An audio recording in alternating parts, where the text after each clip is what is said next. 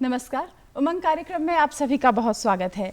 आज के हमारे इस कार्यक्रम का विषय है परिश्रम से सफलता। जी हाँ, किसी भी सफलता की प्राप्ति के लिए परिश्रम बहुत ही महत्वपूर्ण है। देश में कंडक्ट कराई जाने वाली नीट की परीक्षा बहुत ही अहम और एक बहुत ही मुश्किल परीक्षा है और इसमें पार पाना, सफलता पाना बहुत ही परिश्रम का ही काम है और सफलता भी तभी मिलेगी जब बहुत अथक परिश्रम किया गया हो। आज हमारे स्टूडियोज़ में जो गेस्ट आई हैं चारवी सप्ता, इन्होंने हिमाचल में टॉप किया है नीट की परीक्षा में। चारवी, स्वागत है आपका। और साथ ही इनकी मदर भी आई हैं। मैम, आपका भी बहुत बहुत स्वागत है। तो चारवी, सबसे पहले कॉन्ग्रेचुलेशंस, आपने टॉप किया है। मैम, आपको भी बहुत बहुत मुबारक हो, आपका बच्चा टॉपर है। चारवी, कैसा महसूस हुआ जब आपको पता चला कि आप टॉपर हैं हिमाचल में? नमस्कार सभी को। सबसे पहले तो थैंक यू डीडी हिमाचल की पूरी टीम को, स्वाति मैम को, कि आपने मुझे यहाँ पे इनवाइट किया और मुझे चांस दिया कि मैं अपने थॉट्स शेयर करूँ। जैसे रिज़ल्ट आया था तो एकदम से कंफर्मेशन मिली, टॉपर्स लिस्ट में मेरा नाम था, तो बहुत ही अनरियल सी फीलिंग आई। एंड सबसे पहले हम सब ने, जब हमें फैमिली को पता चला, हम सब ने भगवान को शुक्रिया किया जी। और उसके बाद से ही बहुत ही स्पेशल ट्रीटमेंट मिलना शुरू हो गया था, तो मुझे बहुत स्पेशल फील हो रहा है और बहुत थैंक यू मीडिया चैनल्स को और सभी को। जी, ये आप डिज़र्व करती हैं। मैम, आपको कैसा लगा था जब आपको पता चला कि चारवी ने टॉप किया हिमाचल में? हाँ, जब जैसे ही हमने रिज़ल्ट देखा है तो पहले हमने स्टेट की लिस्ट देखी कि स्टेट में किसने टॉप किया है, तो वैसे ही बेटी का जब नाम आया तो हम बहुत ही खुश हुए थे जी। हमें बहुत अच्छा फील हुआ कि आज बेटी ने जो मेहनत की है आज उसका वो रिज़ल्ट मिल गया है, क्योंकि ये शुरू से ही बड़ी डेडिकेटेड थी अपनी पढ़ाई के प्रति। तो हम बहुत ही खुशी महसूस हुई हमें उस पल में, तो बहुत ही ज़्यादा खुशी महसूस हुई है। बिल्कुल बिल्कुल। चारवी, आपको लगता था पढ़ाई के दौरान और जब आप पेपर दे के आए, फिर आपने देखा होगा घर आके कि मेरे कितने क्वेश्चन सही गए हैं, क्या है ना, तो आपको लगा था कि आप टॉप भी कर सकते हो? जब मैं पढ़ती थी तो जब मैंने अपनी प्रिपरेशन बहुत सीरियस तरीके से शुरू करी थी तो मुझे ऐसा लगता था, मेरा एक ड्रीम था कि मतलब हिमाचल टॉपर होना है मुझे। लेकिन जैसे जैसे वो तैयारी आगे गई वैसे वैसे मुश्किल होने लगी चीज़ें, तो मुझे लगता था कि शायद नहीं होगा, वो दूर दूर सा दिखता था एक वो मेरा ड्रीम। लेकिन एंड तक मुझे ऐसा विश्वास था कि जब मैंने पूरी मेहनत करी है पूरे साल भर के लिए, तो मुझे लगता था कि ये हो सकता है और भगवान मेरी पूरी हेल्प करेंगे। मुझे भगवान पर बहुत ज़्यादा भरोसा है। तो जैसे मेरा एग्ज़ाम हुआ, मुझे बहुत डर था, लेकिन जब मैंने एग्ज़ाम दे के आई तो मैं पूरी रिलैक्स हो गई कि हो गया अब जो हो गया। तो फिर मैंने चेक किया और फिर जब मुझे लास्ट में फाइनली पता चला कि मैं हिमाचल टॉपर हूँ, तो मैंने सबको बहुत शुक्रिया अदा किया और मुझे लगा कि जो मैं चाहती थी वो फाइनली हो गया and god has been really kind. Very good. Charvi, आपका फर्स्ट अटैम्प्ट था ये? मैम, ये मेरा सेकंड अटैम्प्ट था। पहले मैंने 12th के बाद दिया था जी, और उसमें मेरा स्कोर था 385। तो जो कि इतना अच्छा स्कोर नहीं है इस एग्जामिनेशन को क्वालिफाई करने के लिए, तो बिल्कुल भी नहीं जी।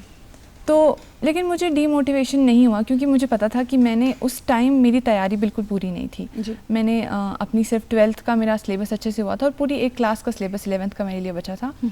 तो इसीलिए मुझे डीमोटिवेशन नहीं हुआ और मेरे पेरेंट्स ने मुझे एकदम से ऐसे चेयर अप किया कि अभी तो तूने तैयारी शुरू भी नहीं की थी, तो अभी भी तेरा इतना स्कोर आया, तो अगर तू अच्छे से करेगी, पूरा एक साल देगी तो अच्छा हो सकता है। और मुझे भी खुद को अपना इतने विश्वास था कि अभी इतना स्कोर से कुछ नहीं होता, अभी मैं अगर अच्छे से तैयारी करूँगी तो मेरा बहुत अच्छा स्कोर इम्प्रूव होगा, और वो लास्ट में हुआ भी। तो ये मैं सबको ही बोलना चाहूँगी कि आपका स्कोर फर्स्ट अटैम्प्ट है या कोई भी आपका अटैम्प्ट है, लेकिन अगर आपने सोचा है कि आपने करना है, आप इसके बाद पूरी मेहनत लगाएंगे, तो फिर कुछ भी इम्पॉसिबल नहीं होता जी। और दिल नहीं हारना है कभी। बिल्कुल जी।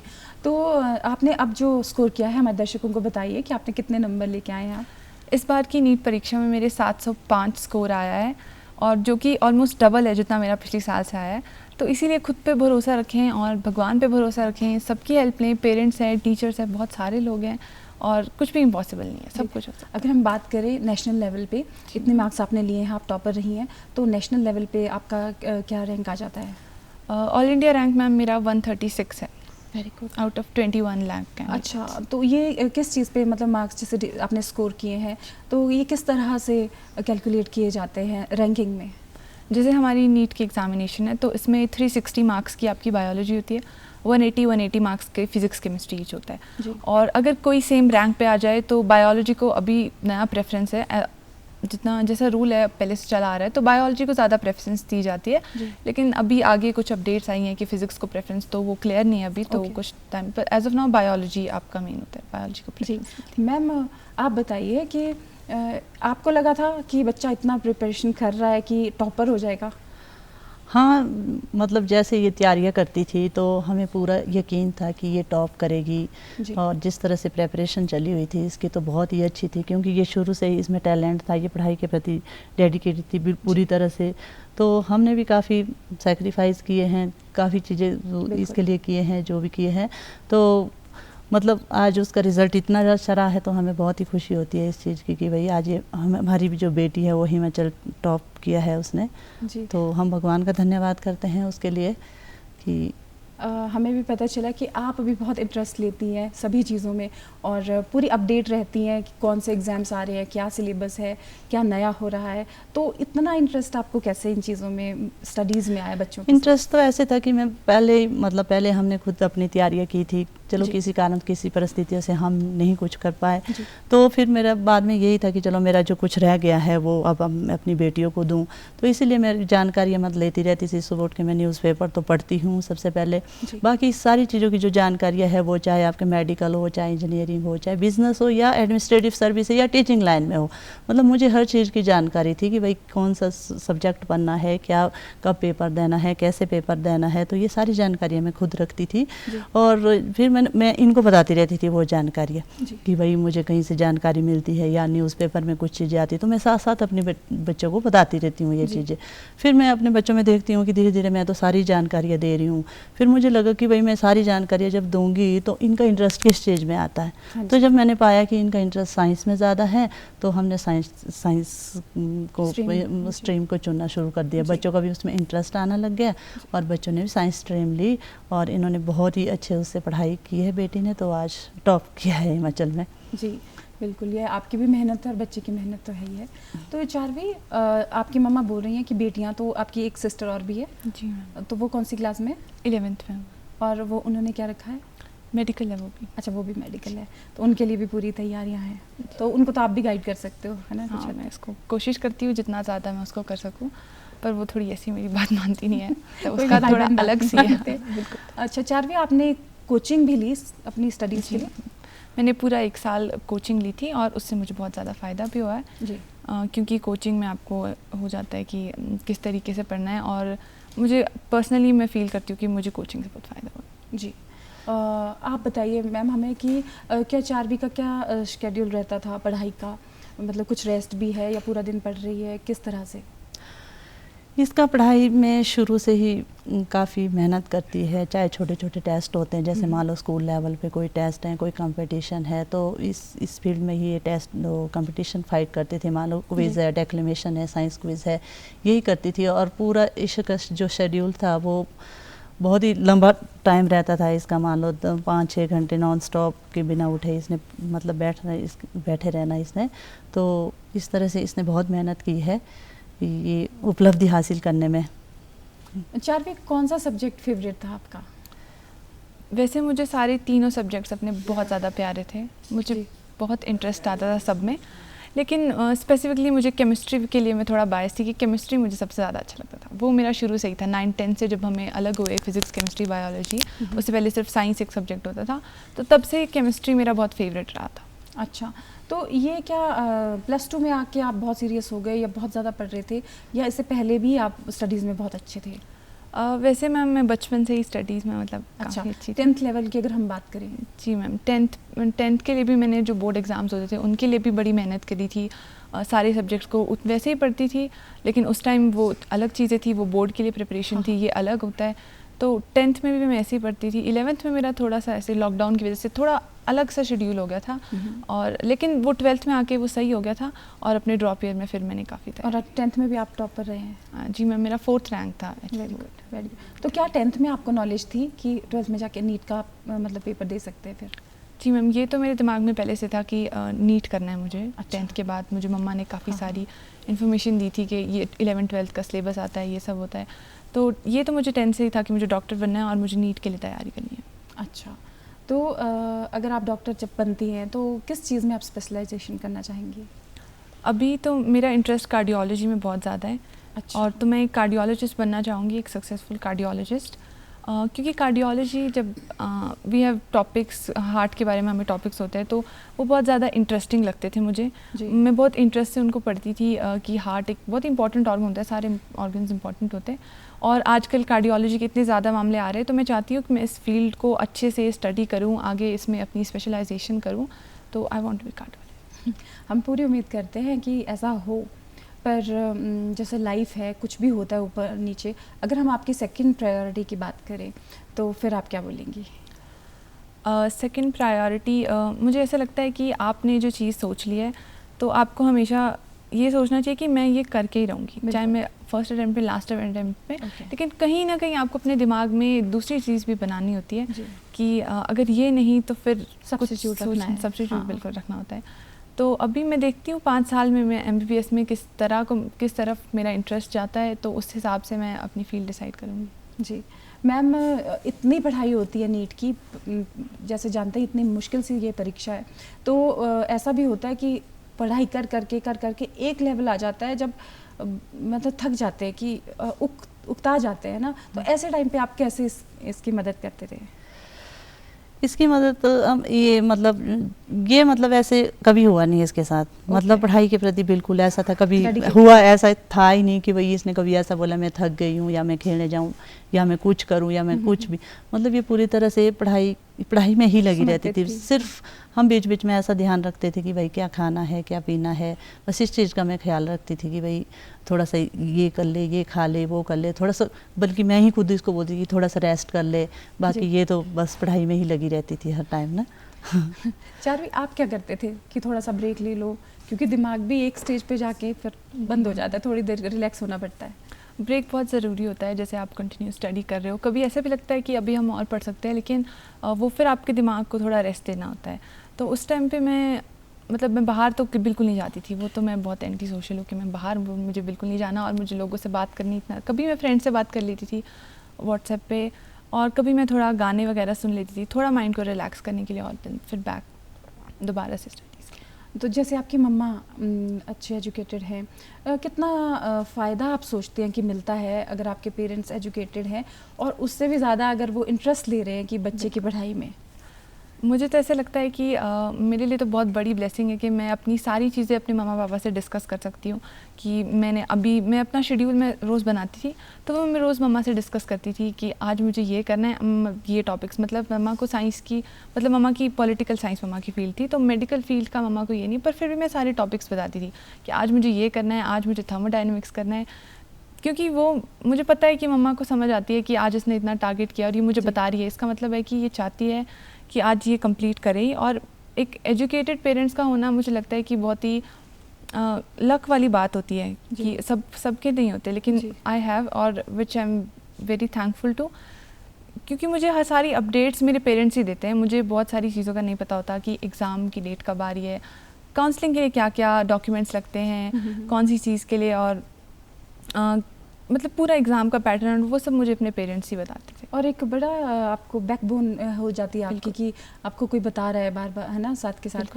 देखो पेरेंट्स एजुकेटेड भी होते हैं काफ़ी, जो नहीं हो पाते मतलब किन्हीं वजहों से, बट जो होते हैं कई बार वो भी इंटरेस्ट नहीं लेते बच्चे की पढ़ाई में। ऐसा होता है कि इतने बिजी होते हैं पेरेंट्स, मेरे पेरेंट्स बहुत बिजी होते हैं, लेकिन उनका पूरा ध्यान मेरी तरफ आ जाता है। मतलब वो, मैं कुछ भी उनको बताती हूँ वो पूरे ध्यान से सुनते हैं, और वो अगले दिन पूछते भी है कि तू ये कह रही थी, नहीं तूने ये चीज़ करी तो क्या वो हो गई, और मैं भी सब कुछ बताती हूँ, आज टेस्ट में इतने मार्क्स आए, वो मार्क्स मेरे कहाँ कमी रह गई, वो सारी मैं सब कुछ अपने पेरेंट्स से शेयर करती थी। और तो मैं बहुत लकी हूँ, मुझे ऐसे पेरेंट्स मिले हैं जिनसे मैं सब शेयर कर सकती हूँ। जी, तो अब मार्क्स की जैसे आपने बात की है, तो जो नीट का ये पेपर होता है, इसमें ऑब्जेक्टिव टाइप जो क्वेश्चन होते हैं, क्या इसमें नेगेटिव मार्किंग भी होती है? जी मैम, पैटर्न की बात करें तो नेगेटिव मार्किंग होती है। हर एक क्वेश्चन आपने गलत किया है तो आपका -1 लगता है। अच्छा। और करेक्ट है तो +4 मिलता है। तो अगर हम आपकी बात लेते हैं कि आप इतने अच्छे स्कोर है आपका, तो जो थोड़ा सा कटा आपका, वो कहाँ पे रह गया? मैम मेरा 705 स्कोर था, तो इसका मतलब मेरे 3 क्वेश्चंस गलत थे। अच्छा। तो जिसमें से 2 क्वेश्चंस मेरे फिजिक्स में गलत हो गए थे और 1 क्वेश्चन बायोलॉजी में। अच्छा। वो बायोलॉजी का क्वेश्चन मुझे बिल्कुल याद आ रहा था कि इस पेज पे है, यहाँ पे है, बट वो चीज़ नहीं याद आ रही थी उस टाइम। तो वो गलत हो गया अनफॉर्चुनेटली। और नेगेटिव का अगर हम बोले कि कितना नेगेटिव मार्किंग रही होगी आपके केस में? 3 क्वेश्चंस गलत हुए ना, तो फिर उसकी 3 मार्क्स नेगेटिव हुए, और जो 12 मार्क्स मिलने थे वो नहीं मिले, तो 15 मार्क्स टोटल कट गए। चलो हाँ, ये तो हो जाता है जी, इसमें तो कोई कुछ नहीं कर सकता है। और आप क्या कहेंगी मैम इस बारे में कि आपको अगर मान लो छवि इस चीज़ को भी क्लियर कर देती कहीं जाके थोड़ा सा और भी, तो फिर एम्स की अगर हम बात करते हैं दिल्ली की, है ना, वो भी आपने सोचा होगा?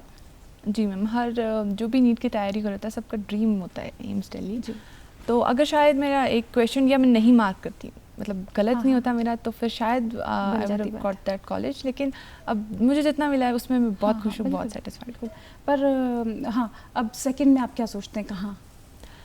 मैं चाहूँगी कि मैं दिल्ली के किसी कॉलेज से अपनी MBBS करूँ, और मैं कोई एम्स, कई भी बहुत सारे एम्स है, तो अभी I am in this process कि मैं सोच रही हूँ कि मैं कहाँ से अपनी MBBS करूँ। जी मैम, आप क्या सोचते हैं?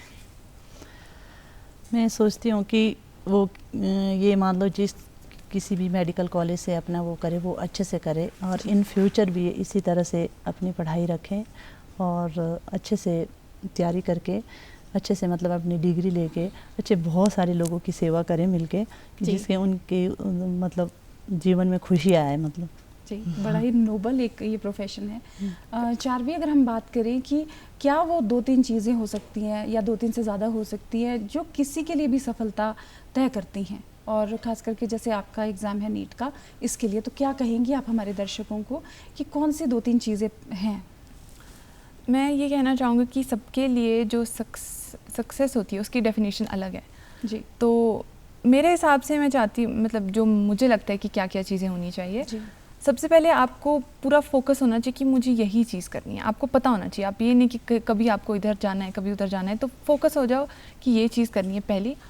दूसरी चीज़ ये है कि आप प्लान करो अच्छे से कि अगर आपने ये चीज़ सिलेक्ट कर ली तो आप कैसे जाओगे आगे। आप इन्फॉर्मेशन गैदर करो उसके बारे में, जहाँ से भी आजकल इंटरनेट सोर्सेज, आपके फ्रेंड्स है, पेरेंट्स है, टीचर्स है, जिधर से भी आपको हेल्प मिलती है कि आप उस फील्ड के बारे में पूरी इन्फॉर्मेशन लो, प्लान करो कि आप कैसे करोगे, दिन में कितने घंटे उस चीज़ के लिए निकालने हैं। और तीसरी चीज़ होती है कि आपको कुछ चीज़ें सेक्रीफाइस करनी पड़ती है, कोई फैमिली फंक्शन है या फिर कुछ भी है, दोस्तों के साथ आउटिंग इफ़ यू लाइक, तो आपको थोड़े टाइम के लिए वो सेक्रीफाइस करनी पड़ेगी, क्योंकि ये चीज़ें तो बाद में भी हो सकती हैं। तो कुछ टाइम के लिए सेक्रीफाइस बहुत ज़रूरी है। सक्सेस सेक्रीफाइस तो मांगती है। बिल्कुल। और एक और चीज़ मैं कहना चाहूँगी कि जो भी लोग किसी भी चीज़ की तैयारी कर रहे हैं, मेरे से जूनियर है, ऑब्वियसली मैं जूनियर्स को ही बता सकती हूँ कि वो खुद पे विश्वास रखें। मतलब क्योंकि अगर आप खुद पे विश्वास नहीं रखोगे तो कोई आप पे विश्वास नहीं करेगा।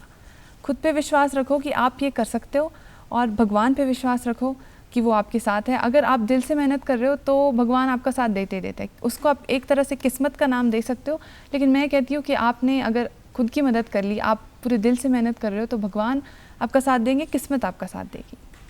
और मैम आपसे भी जानना चाहेंगे कि छवि का सेक्रीफाइस तो हम देख ही रहे हैं, और आप लोगों ने भी बहुत सारे सेक्रीफाइस किए हैं। उस टाइम तो कभी कभी लगता भी है ना कि यार यहाँ भी ज़रूरी था, पर मन मारता है आदमी। तो आपके लिए क्या, मतलब कितना रंग लाई वो चीज़, वो तो दिख रही है, बट क्या क्या आपने इसके लिए थोड़ा बहुत सेक्रीफाइस जो आपको याद है बड़ी तौर पर किए? सेक्रीफाइस यही है कि मान लो वही सेक्रीफाइस होते हैं कि भाई हम अपने फैमिली से, अपने परिवार, अपने गांव, मतलब जो इवेंट होते हैं, कोई फंक्शन होते हैं, हमें इनको काफ़ी मतलब अवॉइड करना पड़ता है। बाकी जो सेक्रीफाइस है शायद हमारे से ज़्यादा इसके होने की वजह, सबसे ज़्यादा सेक्रीफाइस तो इसका है कि भाई जैसे नींद और आलस त्यागी है इसने, तो जिस तरह से इसके कुछ सेक्रीफाइस पेरेंट्स ने किए हैं, लेकिन कुछ सेक्रीफाइस इसने किए हैं। वैसे हमारे ऐसे भी बहुत सारी मतलब बहुत ही संघर्ष रहा है हमारी लाइफ में, फिर भी हम उन संघर्ष को पार करते हुए हमने सब पूरी फैमिली ने मतलब एक दूसरे को सपोर्ट किया है। मतलब हमने बच्चों को किया है, बच्चों ने हमें सपोर्ट किया है। तो जो हमारी लाइफ में संघर्ष भी आया है तो हम उस संघर्ष को भी हमने पार किया है। तो उस संघर्ष को पार करने में मतलब हमें बहुत वो आई, मतलब कठिनाई। ये जो बच्चे थे भाई, इन्होंने काफ़ी हिम्मत रखी है। मतलब वो हमें हिम्मत देते थे पेरेंट्स को, पेरेंट्स इनको हिम्मत देते थे। इसलिए हमने जो एक हमारी जर्नी रही है वो काफ़ी मुश्किल भरी रही है, लेकिन आज हमें बहुत ही खुशी होती है कि बेटी ने जो मुकाम हासिल किया है, इससे हमें जो हमारे संघर्ष भी थे, जो हमारी कठिनाइयाँ थी, जो परिस्थिति, उनको हम भूल चुके हैं कि भाई चलो अगर हुआ है तो कोई बात नहीं है। तो लेकिन बेटी आज बहुत आगे निकल चुकी है, तो हमें बहुत ही खुशी होती है कि हमने जो भी किया है एक दूसरे के प्रति, मतलब कंबाइंड एफर्ट से हो चुका है, वो सफल रहा है सब कुछ आज ना। चारवी, कौन से सब्जेक्ट में आपने सबसे ज़्यादा स्कोर किया? मेरा सबसे ज़्यादा स्कोर केमिस्ट्री में था। उसमें मेरा टोटल कंप्लीट पूरा स्कोर आया 180 आउट ऑफ 180। अच्छा, चारवी, बात करें हम कि स्कोर की, बाकी जो आपके सब्जेक्ट्स थे उनमें कितने आपके मार्क्स रहे? मेरे फिज़िक्स में 170 थे 180 में से, और बायोलॉजी में 355 आउट ऑफ 360। ओके। अच्छा, आज के ज़माने में पढ़ना इसलिए ज़्यादा कठिन हो जाता है कि सोशल मीडिया हम पे बहुत हावी है ना? तो अब हमारे दर्शकों को भी बताओ और आप खुद भी बताओ एक्सपीरियंस से कि किस तरह से इसको अपने ऊपर हावी होने से रोके, और जो कॉम्पिटिटिव एग्जामिनेशन की तैयारी बच्चे कर रहे हैं तो वो कैसे पार पाए इस चीज़ पे? सोशल मीडिया का ये ज़माना है, अब पूरा दौर सोशल मीडिया का है। और मैं अपना एक्सपीरियंस बताऊंगी क्योंकि सबका अलग अलग होता है। कोई स्टूडेंट्स मैंने ऐसे भी देखे हैं वो सोशल मीडिया का यूज़ करते हैं completely into Instagram and that, लेकिन फिर भी दे आर सक्सेसफुल। तो मैं अपने बारे में बताऊंगी कि एग्ज़ाम से पहले मैं FB या इंस्टा ऐसी चीज़ों पे बिल्कुल भी नहीं थी।